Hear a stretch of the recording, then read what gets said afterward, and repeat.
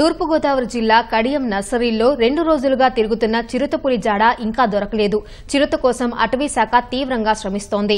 20 రోజుల నుంచి జనావాసాల్లోనే చిరుత సంచరిస్తోంది. చిరుత సంచారంతో ప్రజలు భయాందోళన చెందుతున్నారు. అటవీ అధికారులు ఏర్పాటు చేసిన బోన్లు, సీసీ కెమెరాల్లోనూ చిరుత జాడ చిక్కలేదు. చిరుతను పట్టుకునేందుకు ప్రయత్నాలు చేస్తున్న కోనసీమ జిల్లా అటవీ అధికారి ప్రసాదరావుతో మా ప్రతినిధి సాయికృష్ణ ముఖాముఖి.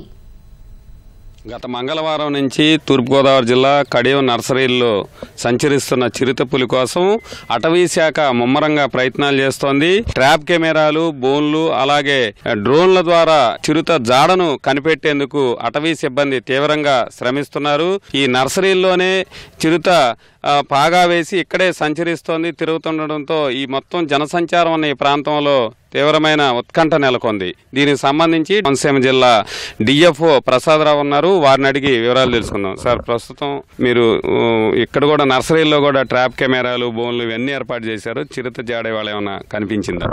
లేదండి, ఈ వేళ ఏం కనిపించలేదు. నిన్న సాయంకాలం ఏర్పాట్లు చేశాము అన్ని విధాలుగాను. ఏ విధమైన కదలికలు మేము గమనించలేదు. రాత్రి పెట్రోలింగ్ పార్టీస్ కూడా ఎక్కడ తారసపడలేదు. సరౌండింగ్ ఏరియాస్ అని కూడా ఎంక్వైరీస్ చేస్తున్నాయి మా టీమ్స్. ఎక్కడైనా ఎవరికైనా కనిపించింది అంటే పర్సనల్ గా వెళ్తున్నాం. ఇప్పుడు చిరుత ఈ నర్సరీలోనే నక్కి ఎక్కడన్నా ఉండొచ్చా, లేకపోతే వచ్చిందారులే దివాన్ చెరువు వైపు కానీ అట్లయితే గోదావరి లంకల వైపు, ఆత్రేయపురం, ఆలమూరు వైపు వెళ్లే అవకాశం ఉంది? ఈ నర్సరీలో ఉండేదానికి అవకాశం ఉంది. అదేవిధంగా దాని వచ్చిన దారి తీసుకుని వెనక్కి యూటర్న్ తీసుకుని వెనక్కి వెళ్లేదానికి కూడా అవకాశం ఉంది.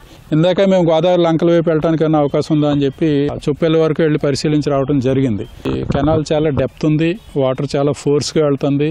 అది దాటి అంత ఈజీగా చిరుత అటువైపు వెళ్లే అవకాశం తక్కువ. ఒకవేళ అయితే ఈ నర్సరీలోనే ఉండొచ్చు.